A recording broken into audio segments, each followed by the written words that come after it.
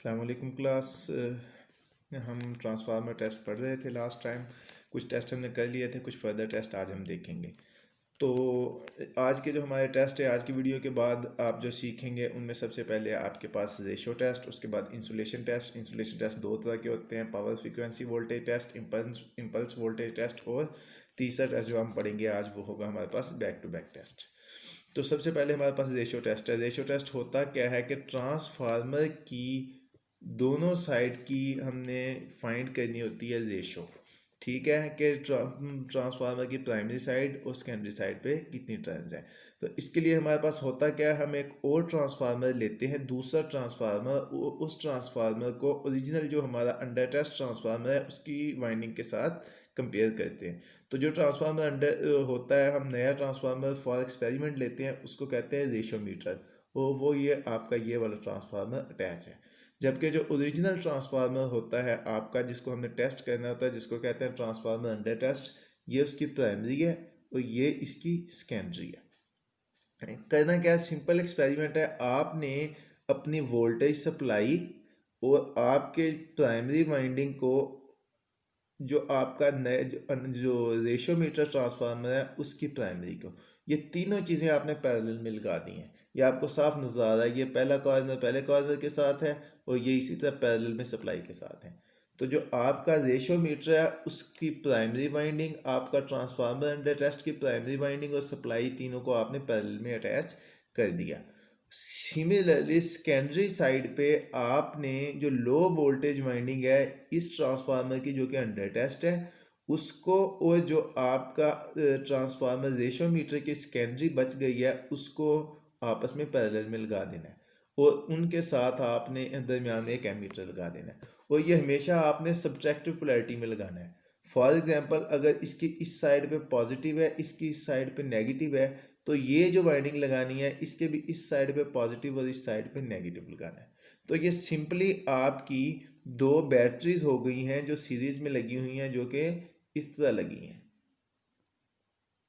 और जब ये इस अपोजिट लगती हैं, नेगेटिव नेगेटिव के साथ और पॉजिटिव को पॉजिटिव के साथ लगाते हैं दरमियान में लोड के साथ, तो ये हमारी क्या बन जाती है, ये दोनों एक दूसरे को रिपेल करते हैं, जैसा कि हमने पोलैरिटी टेस्ट में देखा था।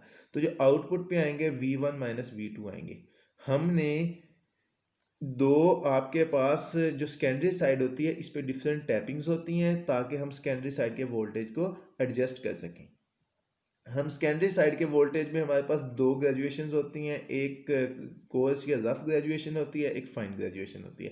रफ को हम किसी भी रफ जगह पे सेटल कर देते हैं, और जो रफ का मतलब है कोई भी रफ सी वैल्यू लेते हैं, और फाइन का मतलब है बिल्कुल जो फाइंड वैल्यू, जो एग्जैक्ट वैल्यू देता है हमें, और हम इसको थोड़ा थोड़ा नॉब को घुमाते हैं, टैपिंग को घुमाते हैं बिल्कुल, ताकि हमारे पास एग्जैक्ट वैल्यू आ जाए। अब होता क्या है कि जब आपको पता है वोल्टेज जो है डिपेंड करते हैं नंबर ऑफ वाइंडिंग पे, जैसा कि फराडे लॉ कहता है, और rate of change of flux पे। तो जब आप देखें ये जो वाला एम्पेयर मीटर है, ये उस वक्त आपको 0 एम्पेयर देगा या ओपन सर्किट रिएक्ट करेगा जब ये वाले वोल्टेज इस वाले वोल्टेज के बराबर हो जाएंगे, क्योंकि सेम वोल्टेज, ये जो हमें सब्ट्रैक्टिव पोलैरिटी ये वाले वोल्टेज देती है, जब ये सेम होंगे तो आंसर हमारे पास 0 आएगा। जब हमारे पास आंसर 0 आएगा तो करंट भी 0 होगा। तो इस 0 आंसर के लिए ये है कि हमारी नंबर ऑफ टर्न्स इस सेकेंडरी साइड की इसके बराबर हों। तो इनका हमें नहीं पता, ये हम अपनी टैपिंग के साथ चेंज करते हैं। जिस पॉइंट पे करंट 0 होता है उस पॉइंट पे ये वाली वाइंडिंग और ये वाली वाइंडिंग आपस में बराबर होती हैं, और वोल्टेज भी बराबर होते हैं, इसीलिए नेट आउटपुट 0 आ रही होती है। तो इस 0 वाइंडिंग को हम सेकेंडरी साइड की हम इसी तरह वाइंडिंग फाइंड कर लेते हैं, और प्राइमरी साइड की वाइंडिंग वैसे फिक्स होती हैं, या फिर हम वोल्टेज के फार्मूले से भी इसको फाइंड कर सकते हैं। तो ये जो सारी बातें मैंने इधर भी वाइंड इसमें बता दी हैं स्लाइड में, आप इसको पढ़ भी सकते हैं। नेक्स्ट टेस्ट है जो हमारा इंसुलेशन टेस्ट है। इंसुलेशन टेस्ट किस लिए यूज़ करते हैं हम? इंसुलेशन टेस्ट इसलिए यूज़ करते हैं कि क्या हमारा ट्रांसफार्मर डिफरेंट लाइक फॉल्ट में या ओवर वोल्टेज में या किसी भी ट्रांजिएंट में विद स्टैंड कर सकता है या मतलब उसको बियर कर सकता है, बर्दाश्त कर सकता है रेटेड वोल्टेज से ज़्यादा वोल्टेज या नहीं। इसके दो टेस्ट होते हैं, एक को पावर फ्रीक्वेंसी वोल्टेज टेस्ट कहते हैं, एक को इम्पल्स वोल्टेज टेस्ट कहते हैं। तो पावर फ्रीक्वेंसी वोल्टेज टेस्ट में हमारे पास ये एक रूटीन टेस्ट है। रूटीन टेस्ट का मतलब ये हर ट्रांसफार्मर पे होगा। इसमें हम ये कहते हैं कि ट्रांसफार्मर की स्पेसिफिक वैल्यू हम अप्लाई करते हैं उस पर 1 मिनट के लिए। मतलब 1 मिनट के लिए हम कितनी वैल्यू अप्लाई करते हैं ये अभी बाद में देखेंगे। और इस 1 मिनट में ना तो कोई फ्लैश ओवर होना चाहिए ना कोई ब्रेक डाउन होना चाहिए। फ्लैश ओवर ये होता है कि ये आपकी बॉडी है, बॉडी की आउटर साइड पे फ्लैश ओवर मतलब आपका करंट पास करता है और आपकी मतलब चिंगारियाँ आपको साफ नज़र आती हैं। और ब्रेक डाउन का मतलब होता है बॉडी के अंदर से, बॉडी के इस इन साइड से आपका करंट पास कर जाता है, कोरोना पास कर जाता है, जिसकी वजह से आपकी ये जो मटेरियल है ये बिल्कुल इसकी इंसुलेशन फेल हो जाती है। तो ना तो बॉडी के आउटसाइड से कोई डिस्चार्जिंग होनी चाहिए ना इन साइड से डिस्चार्जिंग होनी चाहिए, अदरवाइज आपका ट्रांसफार्मर फेल कंसिडर होगा। तो उसके बाद voltage applied must be depend upon the type of transformer. Type of transformer से मुराद है वो आइलिमस ट्रांसफार्मर है या किसी दूसरी टाइप का ट्रांसफार्मर है। सिमिलरली उसकी टाइप ऑफ इंसुलेशन पे भी डिपेंड करता है कि इस पे इंसुलेशन की कौन सी टाइप है। तो इन दोनों चीज़ों पे आपके वोल्टेज अप्लाइड ट्रांसफर होते हैं। जो साइड पे ट्रांसफार्मर पड़े हुए हैं जिनको इंसुलेशन मतलब सेंटर में लेके आना, टेस्ट सेंटर में लेके आना मुश्किल है, रेटेड वोल्टेज के जस्ट 75% वोल्टेज उन पे अप्लाई किए जाते हैं। मतलब रेटेड वोल्टेज से कम वोल्टेज पर ये टेस्ट करते हैं। लेकिन जिनको हम टेस्ट सेंटर में लेके जाते हैं उनकी रेफरेंस वैल्यू ये गिवन है। जिस ट्रांसफार्मर की rated value 3.3 kilo volt RMS है, नॉर्मल वैल्यू, उसको हम पावर फ्रीक्वेंसी टेस्ट के लिए 1 मिनट के लिए कितने वोल्टेज देते हैं, 16 किलो वोल्ट RMS। ये आप देख भी सकते हैं। और ये 50 हर्ट्ज पे ही होता है और 1 मिनट तक इसको देते हैं।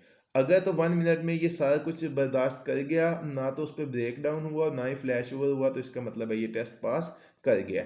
अदरवाइज इसका मतलब है इसने ये टेस्ट पास नहीं किया।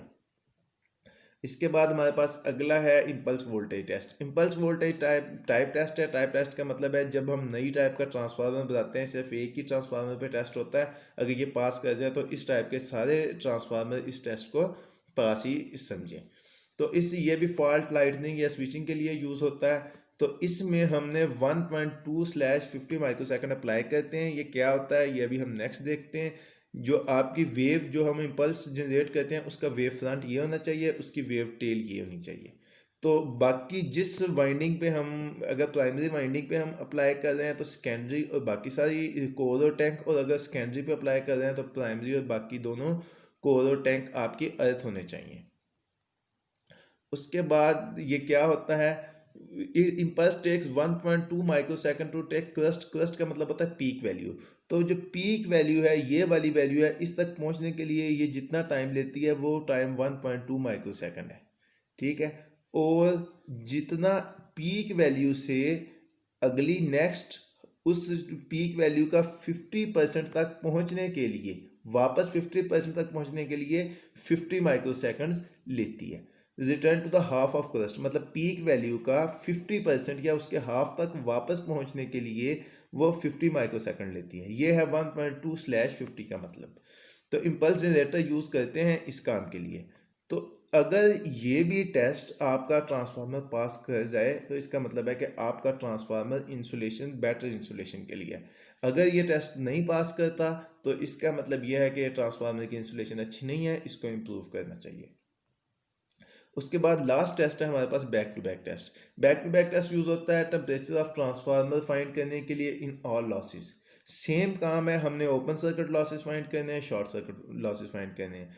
फाइंडिंग पहले इसकी कंडीशन ये है कि दो बिल्कुल सेम ट्रांसफार्मर जिनकी रेटिंग प्राइमरी सेकेंडरी वाइंडिंग सारा कुछ सेम हो वो हमें चाहिए। तो ये पहला ट्रांसफार्मर है, ये दूसरा ट्रांसफार्मर है, ये बिल्कुल आइडेंटिकल है। ये दोनों आपस में पैरेलल में लगे हुए हैं। ये देख लें पहली वाइंडिंग अटैच है और ये दूसरी वाइंडिंग भी आपस में सप्लाई के साथ अटैच है। इसका मतलब है इसकी जो प्राइमरी है ये पैरेलल में अटैच है। जबकि इसकी सेकेंडरी जो है, सेकेंडरी आपकी सीरीज में अटैच है। जब सेकेंडरी सीरीज में अटैच होगी तो ऑब्वियस सी बात है जब दोनों वोल्टेज, और ये भी सब्ट्रैक्टिव पोलैरिटी में होगी, जब सब्ट्रैक्टिव पोलैरिटी में सीरीज में ऐड करते हैं तो वोल्टेज एक दूसरे को क्या कहते हैं, सब्ट्रैक्ट करते हैं। जब ट्रांसफार्मर की रेटिंग सेम है, इसकी सेकेंडरी साइड पे वोल्टेज भी सेम आएंगे, और आपके पास जब वोल्टेज को ऐड अप करेंगे तो वो 0 वोल्ट होंगे। जब वोल्टेज 0 होंगे, वोल्टेज 0 होने की वजह से यहाँ पे एम्पेयर पे आपको जब 0 वोल्ट होंगे तो 0 एम्पेयर आएगा।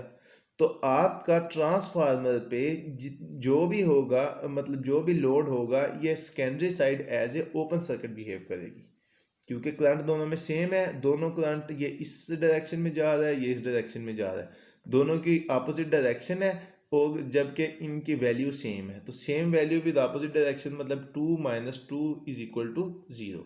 तो ये आपस में आउटपुट पे ये 0 वोल्ट देंगे, 0 एम्पेयर देंगे। जबकि प्राइमरी साइड का वाट मीटर, मतलब जब सेकेंडरी 0 एम्पेयर मतलब ओपन सर्किट होगी, तो आपको कौन से लॉसेस देगा, आपको जैसा कि आपको ओपन सर्किट टेस्ट में पता है, आपको ये आयरन लॉसेस देगा। सिमिलरली अब हमने फुल लोड लॉसेस फाइंड करने हैं। ये दोनों तो 0 एम्पेयर पे हैं, तो हम ये कहते हैं कि इसकी एक रेगुलेटिंग ट्रांसफार्मर को आउटपुट पे अटैच करते हैं, और इसकी इस साइड को यहाँ से सप्लाई के साथ क्या करते हैं, एनर्जाइज करते हैं। ये यहाँ से हम इसको एनर्जाइज कर रहे हैं।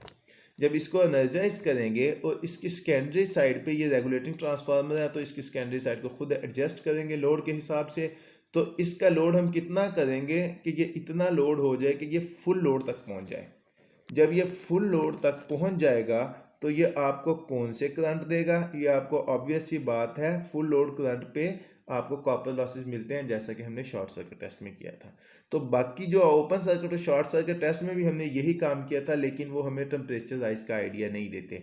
उनके एक टेम्परेचर राइज फाइंड करने के लिए हमें फुल लोड पे ट्रांसफार्मर को 3-4 घंटे चलाना पड़ता है। उनकी आपकी एफिशिएंसी, मतलब इलेक्ट्रिकल एनर्जी वेस्ट करते हैं वो, इतनी देर में हम इतना काम नहीं कर सकते। तो temperature rise in case of load हम ये क्या करते हैं कि अपना back to back test perform करते हैं।